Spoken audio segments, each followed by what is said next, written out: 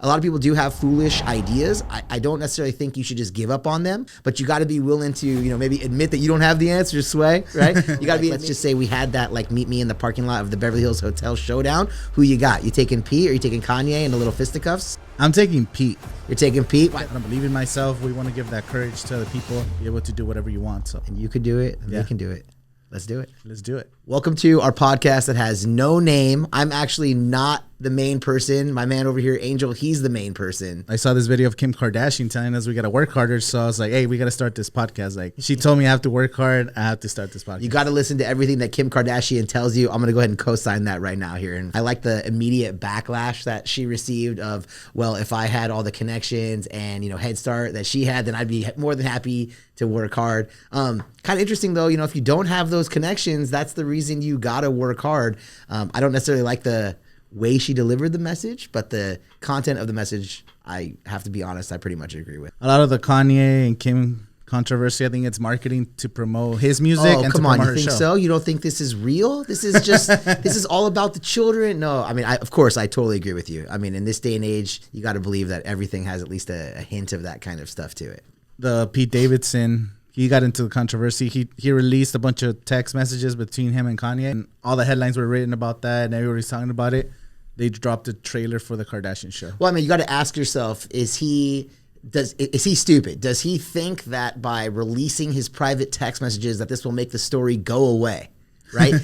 He's not stupid. He knows that as soon as he releases any of this information, especially the more private it appears to be to us, the more it's likely, and by us I mean like, the general public, the more likely it is to kind of have that virality. Let's just say we had that, like, meet me in the parking lot of the Beverly Hills Hotel showdown. Who you got? You taking Pete or you taking Kanye and the little fisticuffs? I'm taking Pete. You're taking Pete? Why, the reach? The reach, dude. Kanye is like 5'8", 5'9". Kanye likes to threaten, though. I mean, if you saw the DL Hughley stuff, it's not so, he doesn't say, like, I'm coming to get you. He's like, I got people that can. Yeah, though, that's right? true. With people, then, of course, I take Kanye. But if it's one-on-one, Pete's... Yeah, no, I like to say I like to just keep it one-on-one. No, I hear what you're saying. He's trying to be a father. That's like basically what he keeps posting all these pictures saying that he just wants to see his kids and that the Kim's keeping him away. Look, I mean, an interesting take on Kanye West has to do with his own personal view of himself, right? Like, he does not see himself as a person that is to be, like, utilized as a celebrity, right? He sees himself as the brand itself. So, like, Disney wants to, work with Kanye West. He doesn't want to work with Disney. He wants to be Disney. So if you kind of take that mentality and transition it to your children, he doesn't want to see, like, social media being able to benefit off of the posts of his children. He wants to see his child develop their own social media. I mean, I think if you look at the way he's releasing his, like, I guess, newest album, he's making his own stream device, and then you have to own that in order to get the album. I mean, if you think about what he's doing, he's forcing his fans, if you will, into his product category, and instead of kind of going off of someone else's product category, right? Because obviously, like Instagram, YouTube, TikTok, those entities, those businesses, they make money, even though they're kicking money down to, like, the Kim Kardashians or maybe his baby North or what have you, right? They don't make as much on Spotify, for example. Like, you get cents to every play versus every play that you're gonna get on the STEM player, you're earning all that money. Like, he made like $2 million within like less than 24 hours just on the STEM players. Some interesting takes. Like, some people are complaining, I'm not gonna pay $200 to listen to an album, but there's not just one album because there's gonna be future releases from him or some of his friends. Like, what if Drake drops an album that's just on the STEM player? Like, how many people did you say bought that STEM? Like, how many people did you say? You just said you thought he said, like, he made like 2.7 million within like the first, like, few hours. So a couple people that were saying they ain't buying it. I mean, someone's buying it. Oh, yeah. You know what I mean? No, so it's like, it's selling now. Yeah, no, I mean, I get it when you're saying, I completely understand people who wouldn't want to pay that $200. I'm in that camp as well. Yeah. But I'll tell you this much: if the music starts sounding the way the old Kanye West music sounds, I'll start considering dropping the $200 to hear it. Right? I mean, if we get some college dropout level Kanye West back on the microphone, I think you'd see a resurgence of his fans and maybe a greater willingness to kind of cough out that money. Every time Drake drops an album, there's gonna be millions of more people buying the STEM player. But as long as we're talking about this from a business standpoint, this creates a new streaming service. Sure, basically. But that can't work if everybody listens to what Kanye West says. If everybody listens to what Kanye West says, then Drake needs his own streaming device. Everybody needs their own streaming device, right? Like, at some point, someone's got to be the distribution channel. And I think that's what the real conversation it makes it harder. Like, I get where he's going with, like, getting your own rights to your own music and these corporations aren't making money off you. But I feel like you should be able to be in front of everybody because you get a bigger reach. You know, like if you're on Spotify, Apple, and YouTube, the whole world could listen to your music. But if you're just a $200 stamp player that only like a handful of like diehard fans are going to listen to, I don't know. I feel like as an artist, you should be able to reach everybody. But you got to remember, we're talking about the frame of your and I's reality, right? You and I, we work within the system. What Kanye West is truly advocating for is to break down that system. So like once you get that following on YouTube, et cetera, ditch those, distribution channels and create your own. If everyone were to follow his advice, then they would not be releasing their music on his streamer too, because then they're letting him play the role of Apple instead of, you see what I'm trying to say? Everybody creating their own. Exactly. sponsors. I mean, what he's trying to say is that we should all get away from the establishment. But if we all get away from the establishment, then there's literally no establishment, and we're all individuals with, whatever distribution channels that we can create on our own. I don't know. I guess he's trying to. At the end of the day, Kanye's going to take a penny. Like, you see what I'm trying to say? Like, it's just the same game with him being the maestro instead of Disney or something else, right? So, I mean, it's just a very interesting thing. But again, I think a lot of times when you look at Kanye West, and I'm not talking about, how he's reacting to his relationship with Kim in particular right now. Like, that's the hot topic today. But I think if you look at him kind of in a broader view of the things he said over the course of time, I think what he's really trying to say is that he sees himself as that person, as the next Disney. He doesn't see himself as like the Mickey Mouse working for Disney. The next he Steve sees Jobs, himself, the next Elon Musk. That's what he's trying to create. Yeah, I mean, he wants to be the creator of the thing, not the celebrity who helps hype the thing that's already there. You ever there. catch the documentary on Netflix about him? About Kanye? Yeah. No, I didn't even know there was one. This comedian who was like doing some hip hop show in the 90s, and he had a camera.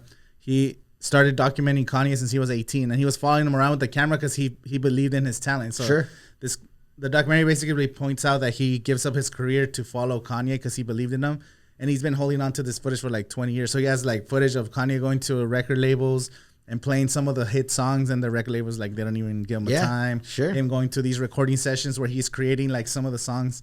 Like there's a part where Jamie Foxx is in the studio and Kanye's telling him like, "Oh, just sing this or say like this." I think I've seen that clip actually. Yeah, the one so with Jamie those Foxx, clips are from the documentary. I need to get in with the designers. I need to be creating and designing. Like music is not just my own thing. Like music is the avenue to get to where I need to go. So he had this vision since back then. Sure. And now he created his clothing brand that's worth like $1 billion. Shoes. Yeah, but I think it still eats him up that like Yeezys were being made by Adidas, right? Like I think that still is part of the issue, right? He wants to be the Adidas. He doesn't want to be the Yeezys. I think he was trying to create a factory like in Wyoming or something, right? I think he is working on it, sure. But I mean, I think in every avenue, that's kind of his goal. Like he doesn't want to make Polo. I think he's complaining about Polo brand, right? I don't think he wants to work with them. He wants to make his disconnect and create his own, like invest into his own business. What do you think about like a small business or a small business owner? Because I know investing, I get like passive income and investing for the long term. Or should you invest in your business? So let's say you have $5,000. Should I invest this $5,000 into my business or invest this $5,000 for future investing? Not investing. Yeah. So the first, I get it. The first step to this is to go back to Kanye. Remember when he was on Sway in the morning? He's like, "You ain't got the answers, Sway." Right. That's how I feel right now. Like, got the answers. I'm not sure I got the answers, Angel. I'm not sure I got the answers. So it sort of depends. If you got $5,000 and your question is, do I invest this in something else or do I invest it in my business? It sort of depends on, well, how's your business? How's it looking? What's the future of it look like? Well, how much do you believe it? And then the something else. What is the something else? How does that look? What are the odds of that? So, I mean, I generally like to tell people as a general statement, always invest in yourself. You invest in yourself, you'll create greater amounts of wealth for yourself, and then you can invest those greater amounts into the other things, right?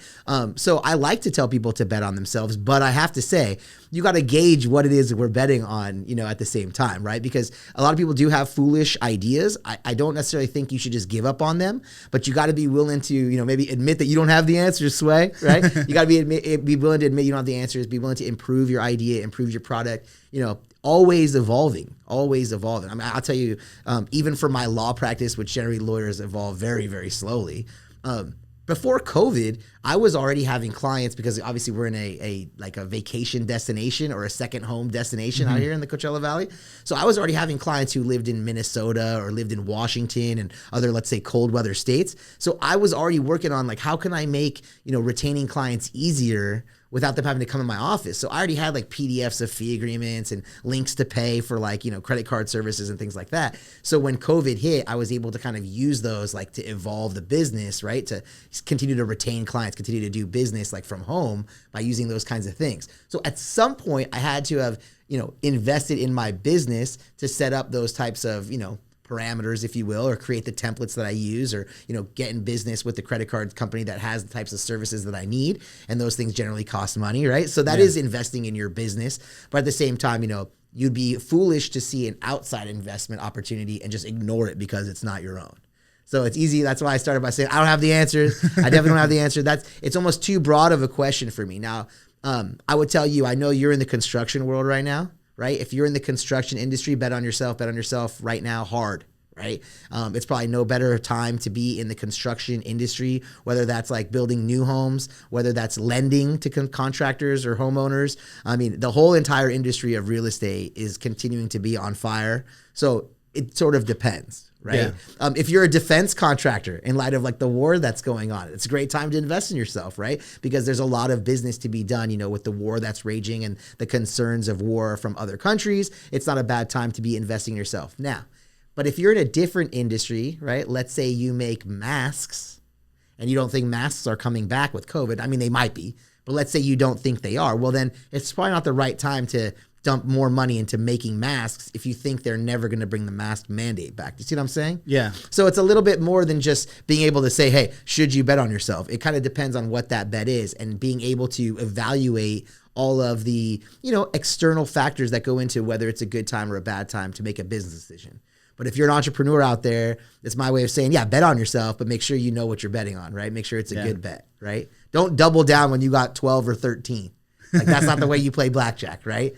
But when you got that 11, that's when you strike, right? You got 11, the dealer shows 6. Now you're going to see my blackjack come out, right? But that's what I'm trying to say. You evaluate not just what you have, but the market around you. And when the time is right, you strike. Can you tell me what kind of business it is? They were getting more into like the screen printing and their t-shirt business. I would do it. Do they see a demand for their product? When they only release, let's say, 25 t-shirts, do they sell out instantly? Yeah. Right? Like, do they have a strong following? Is there momentum behind it, right? If those things are yes, then absolutely. Go in with more ideas, more, styles, more colorways, what have you. As far as like my experience with like tile business or podcasting or you making videos, investing to better equipment has always paid off. Getting a better camera, getting a better stabilizer, more lights, getting flashes. It depends. I feel like, just when I used to go cheap versus getting something that's worth more, it always pays out to pay for the better quality. So as far as that experience, I always believe. So I don't disagree with you when you're talking about, you're basically talking about upgrading, right? So, yeah. But you have to be careful because a lot of business owners out there, they're allocating capital to improving machines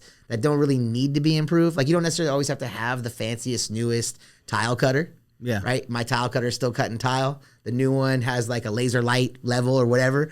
I don't necessarily need that. I could probably spend that money on a completely different piece of machinery that I don't have that'll broaden my capabilities. Right. So sometimes you just got to be careful. Like, I'll just say with like, let's say pickup trucks for contractors, right? Mm-hmm. You don't need the 22 if you got the 21. If you have the 2021, whatever, right? You don't need to necessarily get the 2022. That money might be better spent in a, tile cutter or some kind of device that you might not already have for your business. But if the device that you do have is not that good or is not doing what you want it to, is there always a good idea to upgrade? Absolutely. You're going to make your life easier. You're going to make your product better. You're going to make the outcome better for your clients, which inevitably means that you'll probably be able to charge more because you're better at what you do.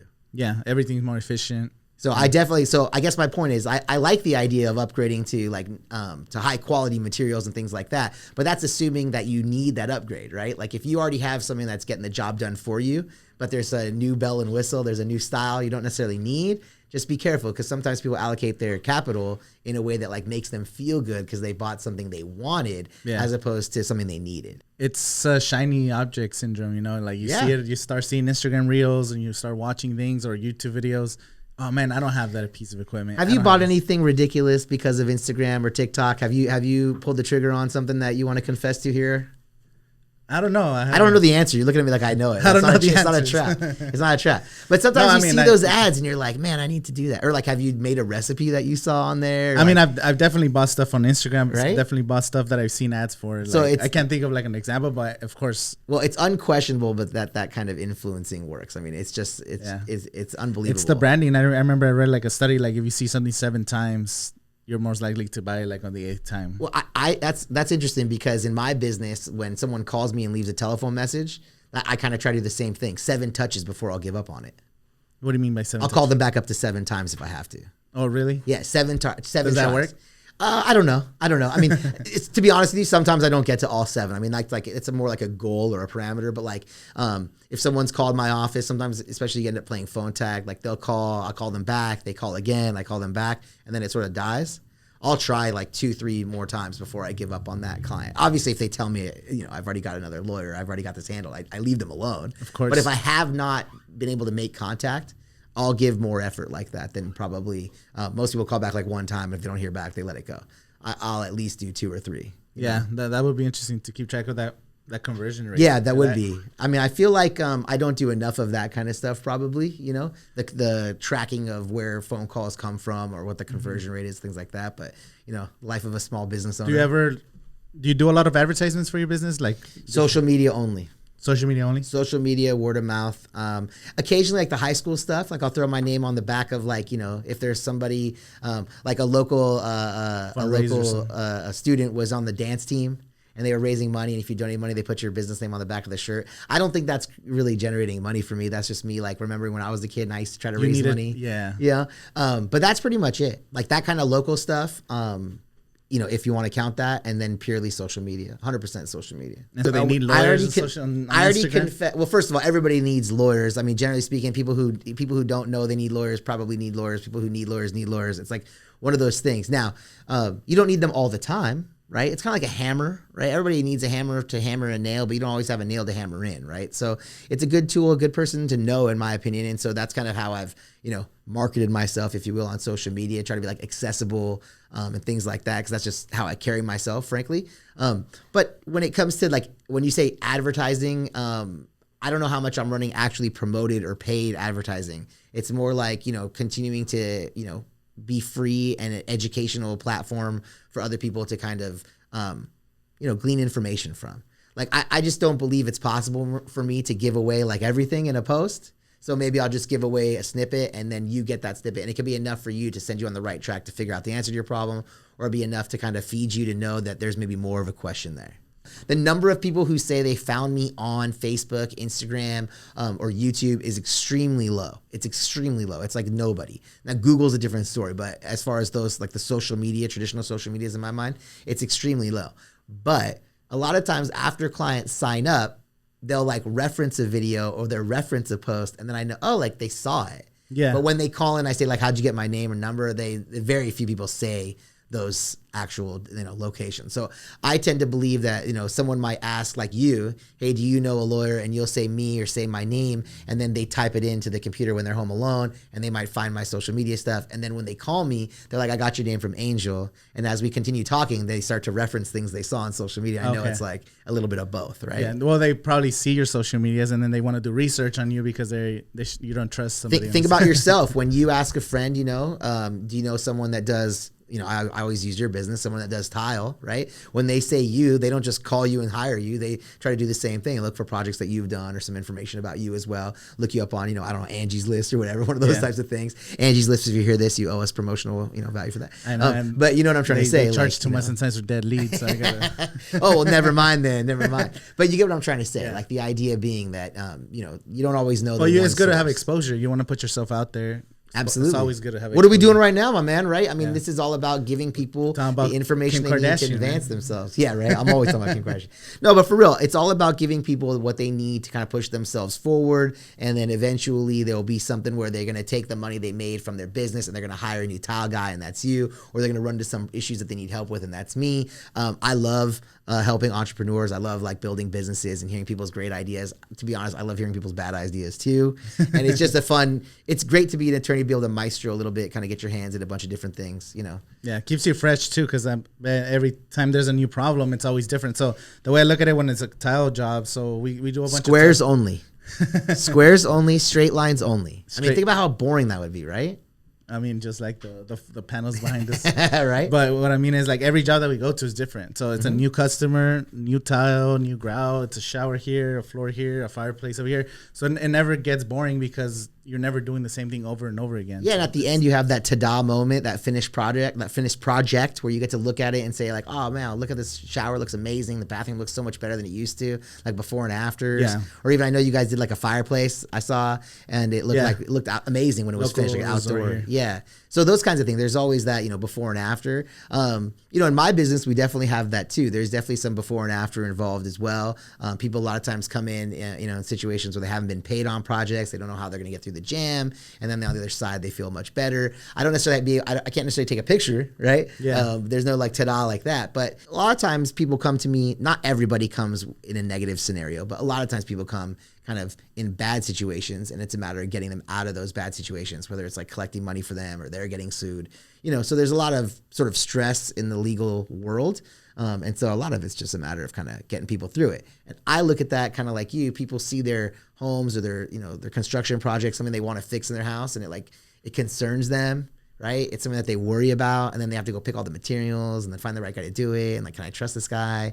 Like, I paid him, he never showed up. Like, I mean, there's all those things that stress you out, right? And so it's kind of similarly, it's an experience where you go through the process of picking all those things, and at the end you have a ta-da moment. Like I said, I lack the photo, right? I lack the photo. But it's the process. It's the process, for sure. And that's definitely something I've been looking at, is enjoy the process. You deal with like, I think, bigger issues, but also being able to like talk about like your experience when they ask you about a shower. Oh, what do you think about this material on the shower or this? And then you're like, okay, what if you do this? And you suggest things that they didn't even consider doing in the shower. And they're like, wow, that's awesome. And you show them pictures. So it's like kind of. So I'm not dealing with bigger things. First of all, let's not do that. All right. It's just a matter of it being different. See, people assume that they know what to do when they want to remodel their shower. Yeah. Like they see a shower there and they're like, all right, we're going to rip all this tile out and we're going to put a new tile over it. But the truth is the plumber and the people that come in behind them, they do a lot of other work. They just don't need to come and bring you over and say, see, we replaced all this pipe with new pipe. And they don't do that. Most people care about the finished result. Like, now my finished shower is beautiful. Hooray, right? And the funny thing is, in the old world of being a lawyer, I think that was true. People just sort of dropped off their case, and at the end, they were happy to pick up a case that was solved or finished or over. Today, people are kind of more involved, much like I think I was referring to. People think they know how to remodel their bathroom. So when they hire you and they bring you on site, they kind of tell you what they want to do. A lot of people hire me and they tell me like, I just want you to write a letter. They don't realize like, you can't just write one letter. We're gonna have to do the whole thing. We have to, demo the bathroom. And we have to do, what I mean? Like, it's not just replace it, fix it. It's not that simple. In the legal sense, people kind of are afraid and intimidated because it's like an intellectual or a courtroom or a public speaking. I mean, there's a number of reasons why people find it intimidating, right? Different kind of lingo or words. But construction, frankly, is the same way. Yeah. People just don't feel intimidated by it. They're like, we got to smash this wall out. But it's like, not really. If you really do what you just said, right, you're going to cause major problems. So I just think that it's a matter of like the comfort level. So people are comfortable saying like remodeling this room and picking this, whereas they're not so much comfortable with like going to a courtroom or going through a legal process or, drafting or recording a deed. You know what I mean? Do you ever have like follow-up like clients once you're done? Do you ever like follow up with them or like stay in touch with them like more than just being part of the business? Yeah, I try to, definitely. I mean, some clients you definitely hit it off with and you build like rapport and friendships, and then absolutely, because it's easy, because they're like friends of yours when it's all said and done. Other times, to be honest, I'm really interested in how the business develops. Without naming names, I had the privilege of working with a very small local company and the entrepreneur behind it when it was just little and looking for investors, all the way to the point where they sold to a well-capitalized business that could take it to the next level. Now, the good part of that is I got to start at the ground floor and take it all the way to that like selling point, which was an incredible experience for me. And it gave me kind of experience, not just as a lawyer, but as an entrepreneur, right? Having a front row seat to kind of like the idea and the startup and the investment and the development all the way through, right? The bad part is, well, when it's sold, the new buyer has their own lawyers and arrivederci to me, right? Out I go. But at the same time, the experience, the value of going through that is irreplaceable, quite frankly. And so not only do I enjoy it because I'm a part of it, but I enjoy it because I'm rooting for the people behind it. I usually believe in their idea or concept. And quite frankly, even if I don't, I want to see it be successful. There's nothing in it for me if it fails, right? Yeah. So I always want to see it be successful. And to be 100% honest, this is also my community where I live. So a lot of these business owners and their ideas, they're bringing something to improve and better our valley. And so I'm usually all for that too, right? Why wouldn't I want to see our valley have access to like the premier, whatever it is that they're in business for, right? Yeah. Any questions? If you have a question for me, if you have a question for Angel, put it in the. Is there comments below? Section. Yeah, put it in the comment section, right? Comment section. Hit up either one of us on either one of our social medias. Tell us you saw this, and we'll buy you a donut. We'll be answering questions in the next episode. We'll have like a little 10-minute section at the end where we answer your questions directly. Did you hear that? I just said if anybody puts their questions in there, that we'll buy them a donut. And when I say we, I mean Brian over there. Brian's buying donuts for anybody who puts their question in there. And I'll tell you right now, if you put your question in at this episode, I 100% promise we'll answer it. 100%. 100%. I don't care how long the next episode has to be. If you put your question in this episode, I will answer it. Angel's looking at me like I'm crazy. I'm not crazy. I'm not afraid. I'm looking right at you in the camera right there. All right. I know you see me. I'm looking at you. Right? You put your question in there and I will answer it 100%. I don't care. Here, look, you can even cut this, Brian. I'm going to do you a favor right now, right? I don't care if you put the question here in this podcast. I don't care if you put it on YouTube, Instagram, Facebook. I don't care if you put it to a pigeon's foot and have that pigeon fly to me. If you get me your question, we'll answer it right here. And if it's a really good question, I'll make Angel answer it first. Yeah. Getting the business advice from young entrepreneurs like myself, doing their own business, or they want to do their own business, or they got a side hustle they want to turn into a real business. So hopefully this podcast is able to answer some of those questions. If we could get more businesses out there, or someone's thinking, I want to start a business, but maybe I'm thinking it's too hard, or I don't believe in myself. We want to give that courage to other people, be able to do whatever you want. So if I could do it and you could do it, then they can do it. Let's do it. Let's do it.